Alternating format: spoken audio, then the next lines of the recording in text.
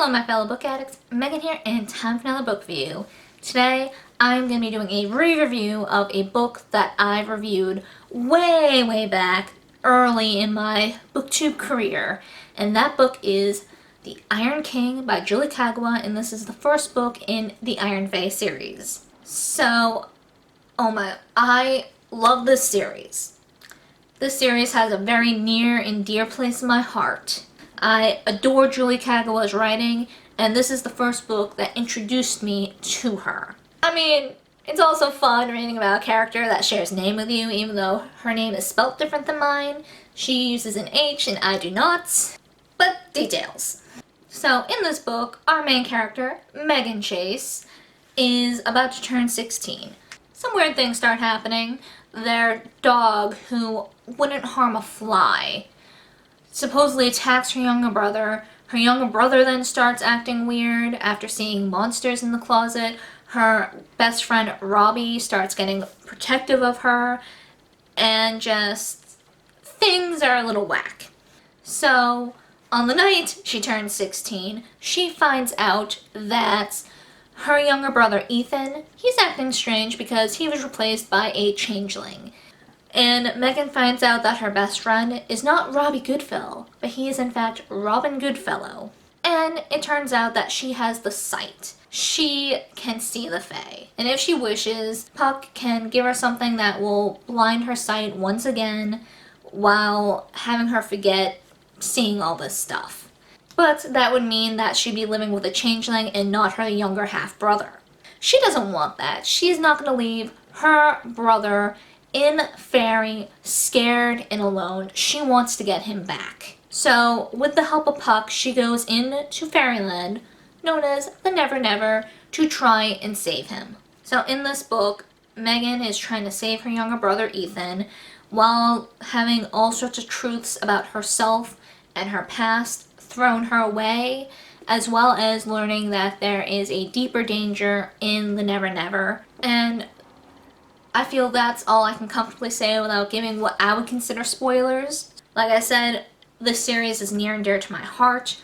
I love Julie's writing style. I love these characters. Won't lie, I kind of have a crush on Puck. I adore Puck. So I'm going to go into a spoilery bit, so if you have not read The Iron King yet, I highly suggest you click away now and come back after you catch up. So yeah, Megan finds out that she is the half-human daughter of the king of the summer court, King Oberon. So not only does she have to worry about that, she has to worry about all sorts of other Fae trying to use her as a pawn, because they can use her to get to Oberon. So she's got to deal with Fae politics, which are not fun. She doesn't want to deal with that. She'd be fine, like, not dealing with any of this Fae drama. She just wants her brother back. But while, traversing the Never Never, she has to worry about Queen Mab and her court, the Winter Court, coming after her to use her against Oberon. Her developing feelings for Ash. Classic star-crossed lovers. It's a little cliche, but I was a sucker for it. I like how it was done. And all of Puck and Ash's interactions, I loved. I'm also just a sucker for like the broody, dark, emo character and the jokester, mischievous, goofy guy, for lack of better words. I love that dynamic. I love that pairing. Just how they play off each other. I love it. I'm a sucker for like that kind of pairing. Grummelkin, I love.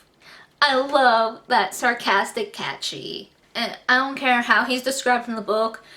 Ever since I started reading this series, I couldn't help but picture him as like a Cheshire Cat looking cat.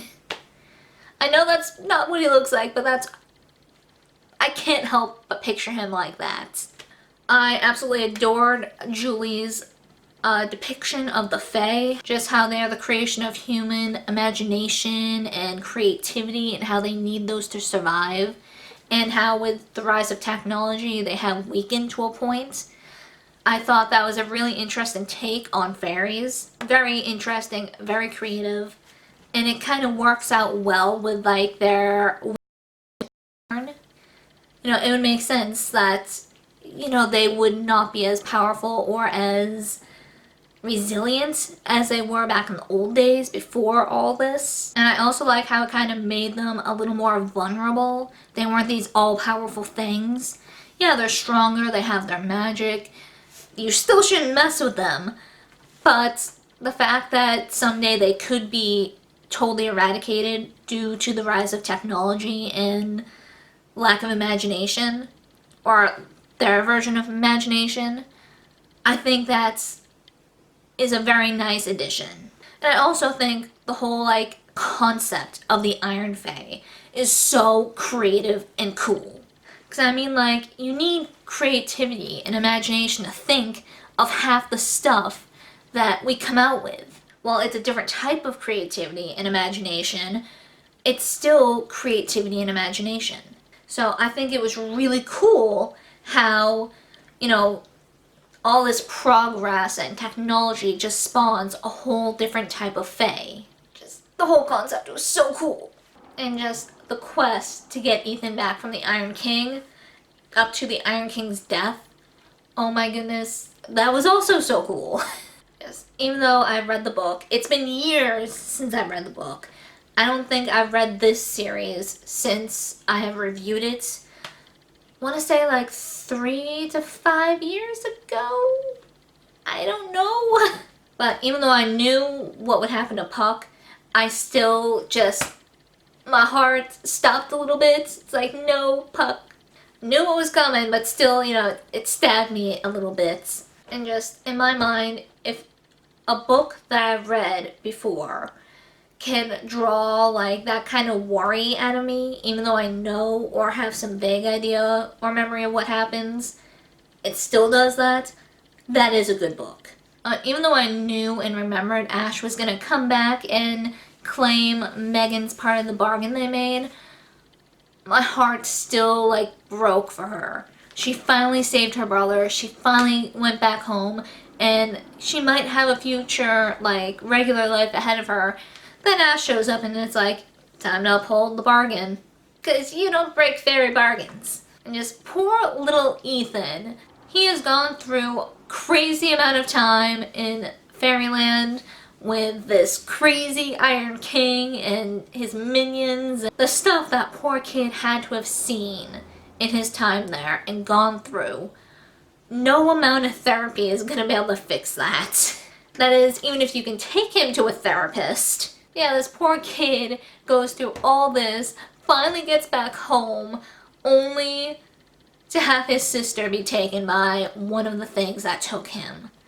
That's gonna mess a kid up. So, I do not think there is anything else I want to really talk about. I can't remember, so I'm gonna stop myself here. I will say, once again, if you have gotten this far yet and you have any intention of reading this book or continuing on with the series, highly suggest you do so. So yeah, for anyone who has read this book, what do you think? What were some of your favorite parts of the book? What were some parts that you didn't like?